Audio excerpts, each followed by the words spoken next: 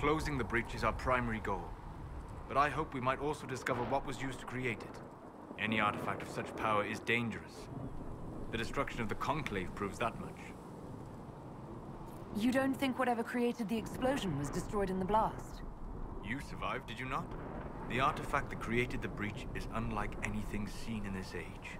I will not believe it destroyed until I see the shattered fragments with my own eyes. We would do well to try to recover whatever created the breach. Liliana's people have scoured the area near the blast and found nothing. Whatever the artifact was, it is no longer there. In any case, did you need me for anything? I'd like to know more about you, Solas. Why? You're an apostate, yet you risked your freedom to help the Inquisition. Not the wisest course of action when framed that way. I appreciate the work you're doing, Solas. I just wanted to know more about you. I'm sorry. With so much fear in the air. What would you know of me? What made you start studying the Fade? I grew up in a village to the north. There was little to interest a young man, especially one gifted with magic. But as I slept, spirits of the Fade showed me glimpses of wonders I had never imagined. I treasured my dreams. Being awake, out of the Fade, became troublesome. Did spirits try to tempt you? No more than a brightly colored fruit is deliberately tempting you to eat it. I learned how to defend myself from more aggressive spirits, and how to interact safely with the rest. I learned how to control my dreams with full consciousness. There was so much I wanted to explore. I gather you didn't spend your entire life dreaming. No. Eventually, I was unable to find new areas in the Fade. Why? 2 reasons. First, the Fade reflects the world around it. Unless I traveled, I would never find anything new. Second, the Fade reflects and is limited by our imaginations.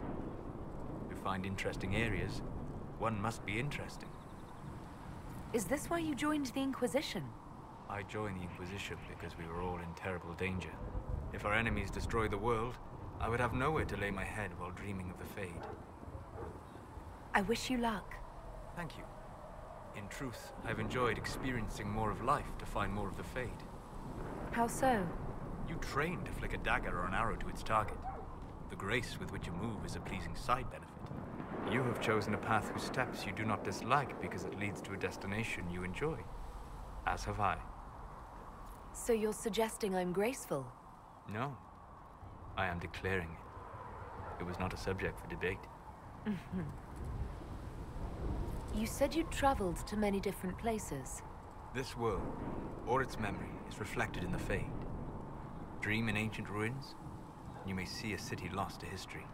Some of my fondest memories were found in crumbling cities, long picked dry by treasure seekers, the best of the battlefields. Spirits press so tightly on the veil that you can slip across with but a thought. Any place in particular? I dreamt Dostigar. I witnessed the brutality of the Darkspawn and the valor of the Ferelden warriors. I saw Alistair and the hero Ferelden light the signal fire, and Logain's infamous betrayal of Kaelin's forces. I've heard the stories. It would be interesting to hear what it was really like. That's just it. In the Fade, I see reflections created by spirits who react to the emotions of the warriors. One moment, I see heroic wardens lighting the fire, and a power-mad villain sneering as he lets King Kaelin fall. The next, I see an army overwhelmed and a veteran commander refusing to let more soldiers die in a lost cause. And you can't tell which is real? It is the Fade. They are all real. Have you always traveled and studied alone? Not at all. I have built many lasting friendships. Spirits of wisdom, possessed of ancient knowledge, happy to share what they had seen. Spirits of purpose helped me search. Even wisps, curious and playful, would point out treasures I might have missed. I don't know of any spirits by those names. They rarely seek this world. When they do, their natures do not often survive exposure to the people they encounter. Wisdom and purpose are too easily twisted to pride and desire. I'm impressed that you could become friends with spirits. Anyone who can dream has the potential. Few ever try. My friends comforted me in grief and shared my joy. Yet, because they exist without form, as we understand it, the Chantry declares that spirits are not truly people. Is Cassandra defined by her cheekbones and not her faith? Varric by his chest hair and not his wit? You have an interesting way of looking at the world, Solas. I try. And that isn't quite an answer. I look forward to helping you make new friends. That should be... well...